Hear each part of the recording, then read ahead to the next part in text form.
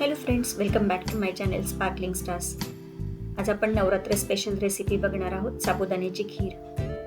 नवरात्रीमध्ये बऱ्याच जणांचे 9 दिवसाचे उपवास असतात. त्यावेळेला करायला सोपा, झटपट बनणारा आणि पचायला हलका असा पदार्थ आहे हा. तुम्ही बघू शकता आपल्या खीरीचं टेक्स्चर किती छान आहे. क्रीमी दाटसर अशी झालेली आहे. खूप टेस्टी बनते ही खीर आणि खूप झटपट बनते, कमी साहित्यात होते. नक्की ट्राय करून बघा.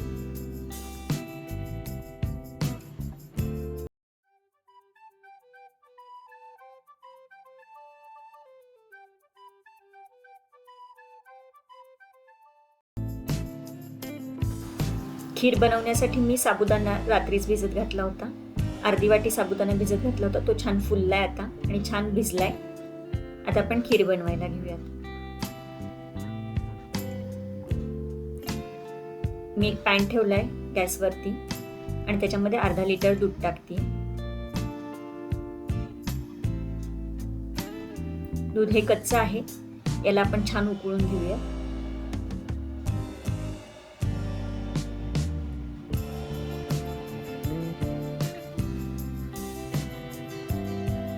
तुम्ही बघू शकता दुधाला छान उकळी आली आहे.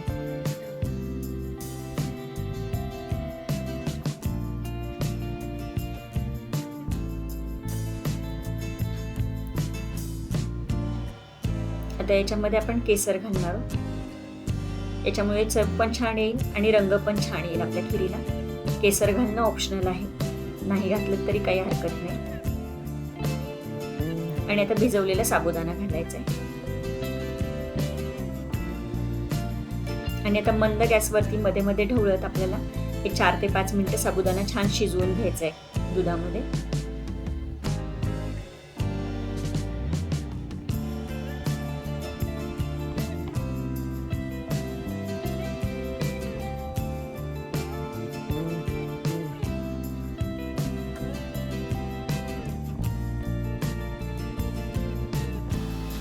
पाच मिनिटं झाली आहेत.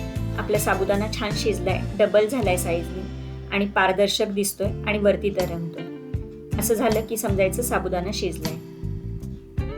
हे छान एकदा मिक्स करून घेऊयात आपण.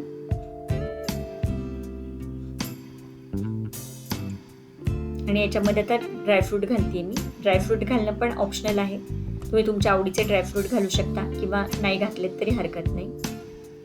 आणि साखर 3 टेबलस्पून साखर घातली मी इथे. साखर घालून छान मिक्स करून घ्यायचे.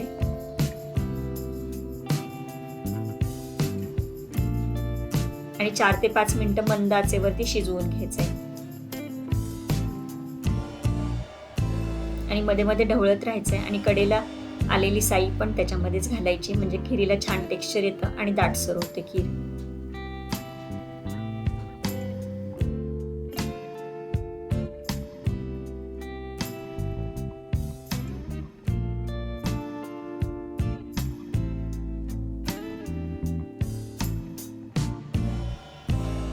खीरीला छान उकळी आली आहे. आपली खीर तयार आहे. गरमागरम सर्व करूया. तुम्ही बघू शकता खीरीचं टेक्स्चर किती क्रीमी आणि दाटसर झाली आहे ते. तुम्हाला जर माझे व्हिडिओज आवडत असतील तर व्हिडिओजना लाईक, शेअर, कमेंट करा. चॅनेलला सबस्क्राईब करा. पुन्हा भेटूयात अशा छानशा रेसिपी सोबत. तोपर्यंत बी सेफ, कीप स्पार्कलिंग.